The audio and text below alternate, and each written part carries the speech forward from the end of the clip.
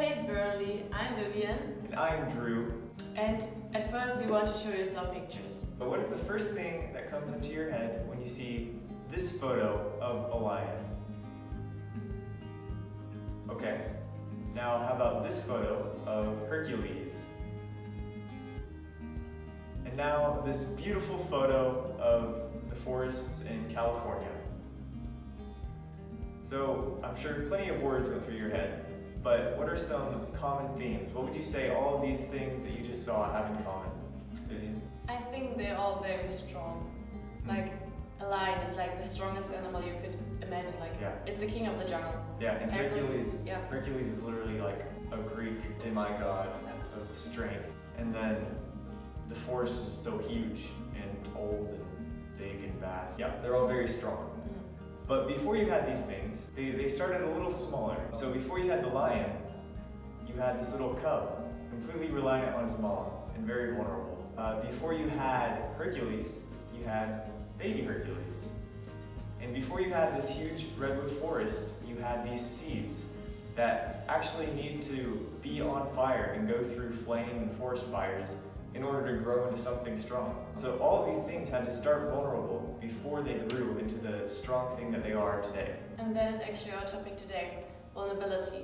We have to be vulnerable at first in order to grow. Yeah, before you had a wolf, you had to have a puppy. Before you had a powerful iPhone, you have to have a tiny microchip. And before you have Star-Lord, you have to have Andy from Parks and Rec.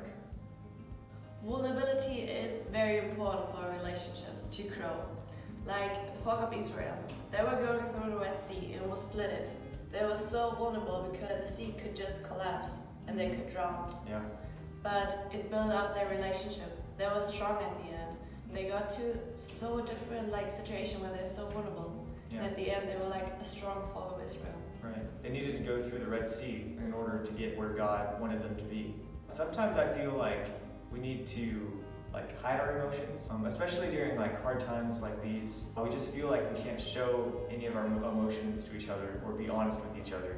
But really, I found that when we're vulnerable and honest with how we feel, that's really when we grow in our relationships. So in my family, me and my younger sister, for years, we just would constantly argue, we never got along. But then a couple months ago, I decided that I had had enough of it.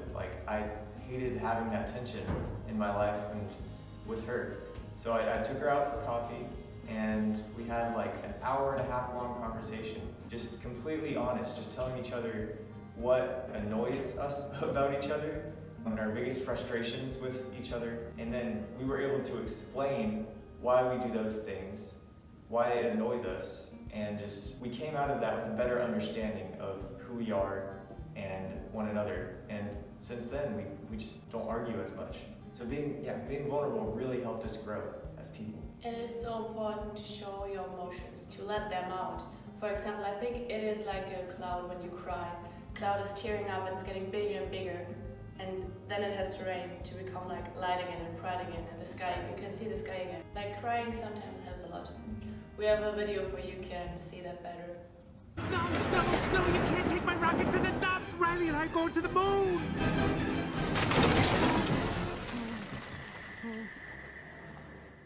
Riley can't be done with me.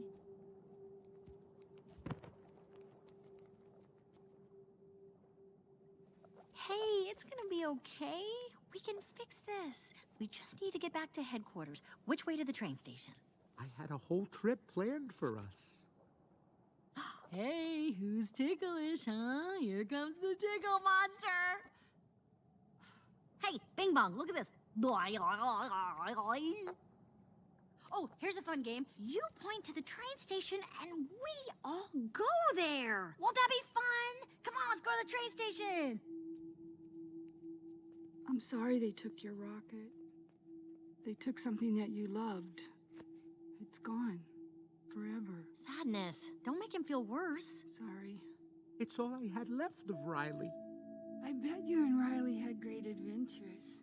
Oh, they were wonderful. Once we flew back in time, we had breakfast twice that day. Sadness. It sounds amazing. I bet Riley liked it. Oh, she did. We were best friends. Yeah, it's sad.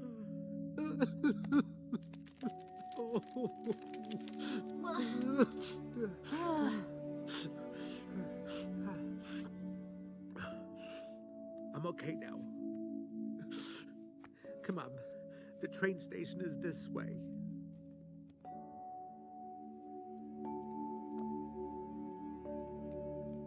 How did you do that? I don't know. He was sad, so I listened to what. Hey! There's the train! Okay. Yeah, nothing makes it easier to be vulnerable than a good Pixar movie. We have a question for you.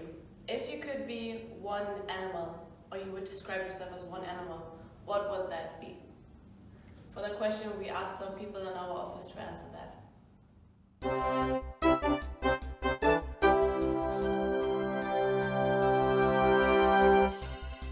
Pete, we have a question for you. Hi. If you could be one animal, what would that be?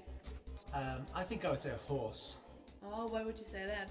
They're majestic, they're beautiful, long flowing hair. Yeah, animals of kings. Yeah.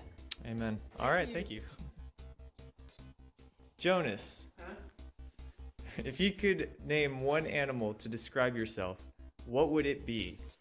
Oh, I think a bird, And why do you think? because I like to sing. Great. Alex, We have a question for you. If you could be one animal, what would you be? An owl, because they are wise. Okay, thank you for your answer. thank you.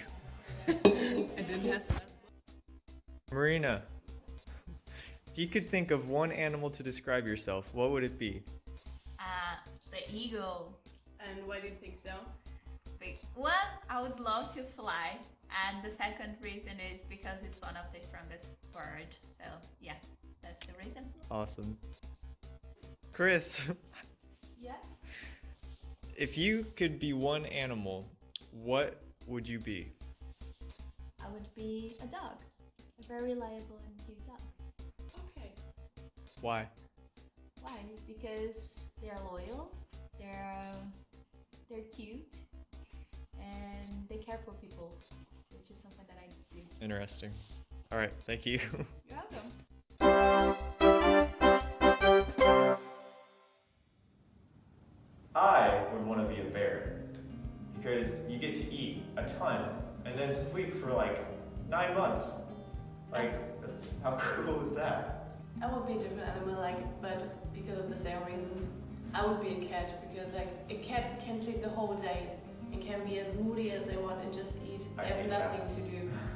I love them. Okay, but out of all of these animals, I bet most of you would not say a sheep No. to describe yourself. Just think about a sheep. Think about how vulnerable a sheep is. They are not very smart. They're just helpless. When they get into trouble, they are ill-equipped to get themselves out of trouble. They are completely reliant on their shepherd. But it turns out that that's how God describes us in our relationship with Him throughout the Bible, is that we're sheep, vulnerable to Him, and He is our shepherd. David in Psalms 23 talks about how the Lord is my shepherd, and I shall not want. He makes me lie down in green pastures. He leads me beside still waters. He restores my soul, and He leads me in the paths of righteousness. So, the Lord is our shepherd, and we need to be vulnerable with Him, and He will lead us. And Jesus talks about the same thing in Mark 6:35. He says, Jesus saw the crowd as He stepped from the boat, and He had compassion on them because they were like sheep without a shepherd. So He began to teaching them many things. So we can see Jesus saw us as sheep. Yeah, so we need to be vulnerable in our relationship with God in order to grow in Him. Yeah, even Jesus was vulnerable. He cried in the garden before he died on the cross. Yeah. He was there. He was just crying to God. Yeah, Matthew talks about how he fell on his face just because of the grief of what he had to do and the sacrifice he had to make. Yeah, Jesus showed emotions too. So God uses the times when we're vulnerable with Him to really grow us as people and give us strength and understanding and wisdom. So our emotions and our weakness is nothing we should be ashamed of, because God made us this way. He knows that we're vulnerable, and He will give us everything we need to grow out of that. It's like a tree. God will help us grow into our roots when we're vulnerable. Yep. So going forward today, if you feel like you have any relationships with friends or family or God, where you're just not being completely honest and vulnerable, just keep this in mind of how vulnerability is good and helps us grow as people and with each other. And we want to invite you to the Noise. It's on Friday at Life Church. You can meet with other people. You can strengthen your relationship with God and with young people and overcome your vulnerability and grow there. So please follow us on Pais Burnley and the Noise for more information. We would like to see you there. Yep. Thank you for having us. Bye. Bye.